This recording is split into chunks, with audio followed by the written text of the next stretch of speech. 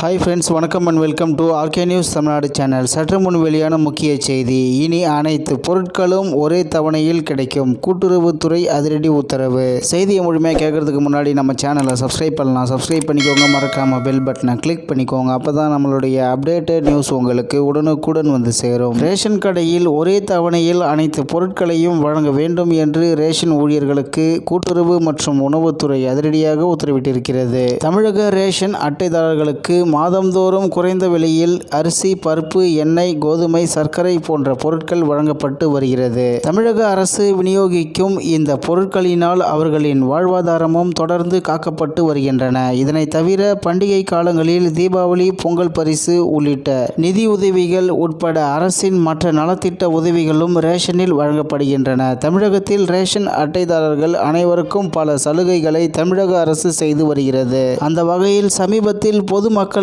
ஏதாவது புகார்கள் இருந்தால் அதை உடனடியாக தெரிவிக்க இலவச எண்ணும் வழங்கப்பட்டுள்ளது. பொதுமக்கள் தங்களுக்கு தேவையான அனைத்து பொருட்களையும் ரேஷன் கடை ஊழியர்கள் ஒரே நேரத்தில் வழங்காமல் பொதுமக்களை தினமும் கடைக்கு வர வைக்கின்றனர். இந்நிலையில் ரேஷன் கடை ஊழியர்களுக்கு கூட்டுறவுத்துறை அதிரடி உத்தரவு ஒன்றை பிறப்பித்துள்ளது. வெயில் காலம் துவங்கிவிட்டதால் பொதுமக்களுக்கு இதனால் தேவையில்லாத அலைச்சல் வந்துவிடக் கூடாது என்பதற்காக தான் ஒரே தவணையில் அனைத்து பொருட்களையும் வழங்க வேண்டும் என்று ரேஷன் ஊழியர்களுக்கு கூட்டுறவு மற்றும் உணவுத்துறை அதிரடியாக உத்தரவிட்டிருக்கிறது. மேலும் கார்டுதாரர்களை அலைக்கழிக்காமல் ஒரே தவணையில் அரிசி உள்ளிட்ட அனைத்து பொருட்களையும் வழங்க வேண்டும் என்றும் அதற்கேற்றவாறு கடைகளுக்கு முழு அளவில் பொருட்களை அனுப்புமாறும் நுகர்பொருள் வாணிப கழகத்திடம் அறிவுறுத்தப்பட்டுள்ளது.